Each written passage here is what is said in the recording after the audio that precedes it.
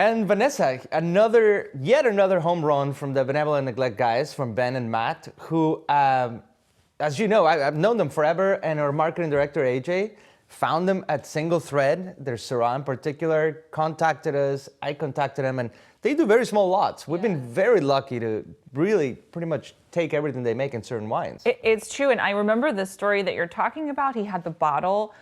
I think he texted us while he was still at the table at dinner and said, you have to find out who makes this. And it was Benevolent Neglect. And luckily, of course, you're the mayor of Napa. You know everyone. So you knew them. And ever since, everything that we've tasted from them has been outstanding. But to your point, there's often so little. Oh, yeah. There's not enough to go around. So I think it's really special that this is in the club, because you're really not going to find these wines elsewhere. So this is actually, if I'm not mistaken, their first venture into Chardonnay. This is the Massa organic vineyard in Carmel. And Matt has cut his teeth not only with Thomas Rivers Brown, who's widely known, but also another rock star in the wine world, Steve Mathiasen.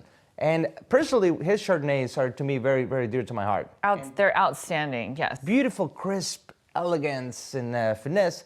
This follows that style, I believe, and schooling. Really, really pretty.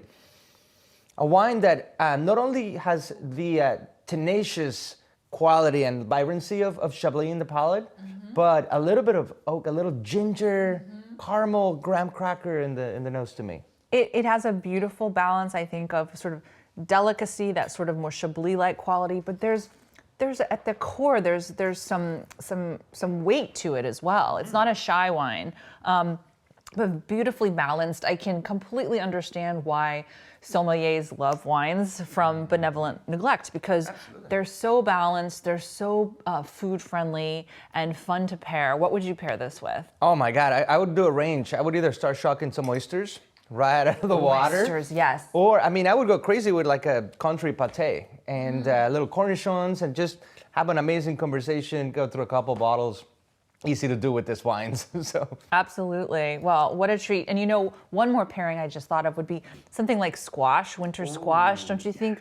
Roasted, where so it has a little bit of that sort of caramelization. Put some roasted pumpkin seeds on top and a little cinnamon. Life is good. Zhuzh it, make it a soup.